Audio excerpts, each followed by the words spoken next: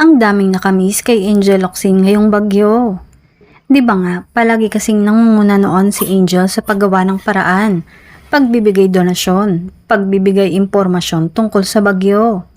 At ngayon nga ay miss na miss siya ng mga fans dahil nakasanayan na talaga na kapag may sakuna, ang real life Darna na tulad niya ang madalas makita. Well, nakakatawa rin namang makita ang ibang mga artista na tumutulong sa mga biktima ng bagyo. Tulad nga ni Kim Chiu na tumulong para sa mga biktima ng bagyo.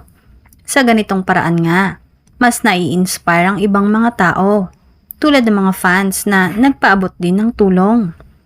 May iba nga na nagtatanong kung paano rin sila makakatulong, hindi man sa pinansyal na paraan, kundi sa paraan na pwede nilang ibigay.